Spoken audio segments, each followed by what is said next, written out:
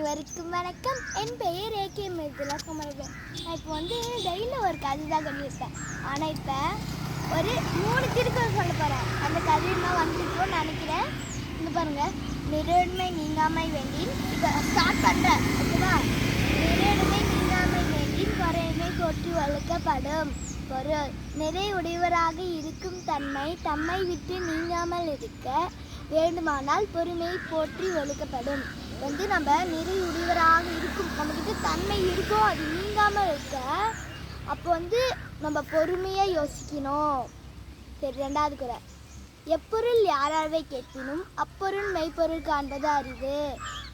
பொருள்: எப்பொருளை யார் ஒருவர் யாரிடமிருந்து கேட்டாலும் கூறியவர் எத்தகையார் என்று பாராமல் அதன் மெய்யான பொருளை காண்பது அறிவாகும். இப்போ யாரோ ஒருத்தர் சொல்கிறாங்க, அதோட சும்மா அதை போயிடலாம், அந்த கல் முள்ளானா குத்துது அப்படி சொல்லக்கூடாது. கல் முள்ளு குத்துது யாரும் சொல்லுவாங்க, அது கேட்டுக்கிட்டு அதோட மெய்யான பொருள் காண்பாமல் அப்படியே போயிட்டோன்னா அது அறிவில்லை. மெய்யான பொருளை காண்பிக்கிட்டே போனாதான் அறிவு. 3வது குறள்: தன்னைத்தானே காக்கின் சினம் காக்க தன்னையே கொள்ளும் சினம். இப்பொருள்: தன்னைத்தானே காத்து கொள்ள விரும்பினால்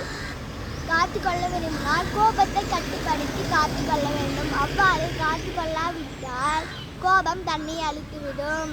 இப்போ நம்ம கோபத்தை கட்டுப்படுத்திக்கிட்டே இருக்கணும். அதாவது இப்போ என்ன அடிச்சுட்டானே என்ன கேட்கக்கூடாது, சாரி சொல்கிறாங்க, அவங்க அவள் தான் அதோட மாற்றிக்கணும். அனைவருக்கும் நன்றி, வணக்கம்.